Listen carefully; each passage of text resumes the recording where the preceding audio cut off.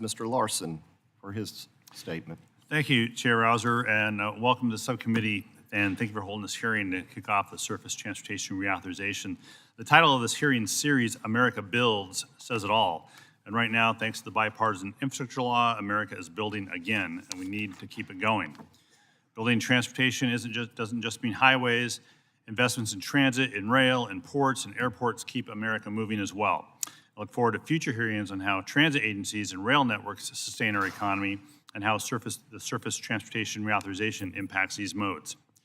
BIL funds are supporting over 85,000 new transportation projects in every congressional district. The BIL helped create 1.6 million construction and manufacturing jobs across this country. These jobs with good wages, benefits, and working conditions are driving the low 4.1% unemployment rate while modernizing our infrastructure. That's why it is unfathomable to me that on the first day of this administration, the President signed an executive order to pause this progress, putting millions of dollars, hundreds of thousands of jobs, and thousands of projects located in every congressional district of this country at risk. No committee is more bipartisan than this committee, and the pain at this part of the executive order is equally bipartisan. So I want to call on every member of the full committee to look at the projects in your district, the jobs in your district, and remind the administration of this bipartisan pain that this will cause your districts. Instead, we should be working together across the aisle and with the incoming administration to celebrate the economic and safety benefits of transportation projects. To ensure these benefits continue to flow to our constituents, we need to engage local partners in the next reauthorization. And last week, we heard the testimony of Mayor Pro Tem Fuentes from Austin, Texas, who reiterated the important role that local governments play in our transportation networks.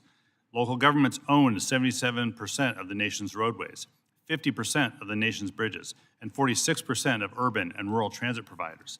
Over 90% of BIL highway and bridge dollars go out by formula to the states. Yet, Mayor Fuentes' testimony noted that the majority of car trips are local, and freight trips often begin and end on local roads. This disconnect is why Congress prioritized some BIL funds to be distributed via competitive grants. These grants ensure the communities have a chance to secure funding and advance projects that may not be prioritized by state DOTs. These grants play a big role in delivering locally driven projects. And just this month, DOT announced $5 billion for more than 560 transportation projects in every state, funding projects important to members of Congress, governors, mayors, state legislators, Republicans, Democrats, and independents, all of which are put in danger due to this administration's misguided executive order on transportation funding. Just since 2022, I've helped secure over $103 million in raise grants for my district. And these projects are developed, designed, and driven by local input and support. And I could tell that story 434 other times for every district in this country. Thanks to these discretionary grants, communities in my district can get to work on projects rebuilding Linwood's Poplar Way Bridge, replacing the Lummi Island Ferry, or modernizing Skagit Transit's Operations Center or the Port of Bellingham's shipping terminal.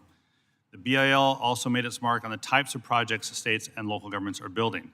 The Reconnecting Communities pilot program is funding projects that make it easier for people to get to work or school. These projects support local economic activity and improve safety for residents in areas that have been separated by past highway projects, bringing communities back together. The BIL established a $5 billion mega grant program to fund large, complex infrastructure projects like the Brent Spence Bridge in Kentucky that has long been delayed due to insufficient funding. It also created the $9 billion Bridge Investment Program, which is helping to repair and replace aging bridges that support key freight routes throughout the country. And finally, the BIL is investing in safety projects to help tackle the safety crisis in this country, as we noted with more than 40,000 people dying in motor vehicle crashes every single year. The BIL boosted the Highway Safety Improvement Program and is providing, for the first time, direct funding to cities, counties, and rural communities to save lives. Investments including Safe Streets and Roads for All grants empower your local communities to plan and execute projects to improve how your constituents can get around more safely. Keeping our transportation system in good repair, keeping it resilient, keeping it safe, and keeping it ready for future rate and passenger demand requires ongoing investment. I'm ready to make that investment. We're ready to make that investment. Let's keep it going. I want to thank the witnesses for being here today, and I look forward to your testimony. With that, I yield back. Gentleman yields back. Before we get going full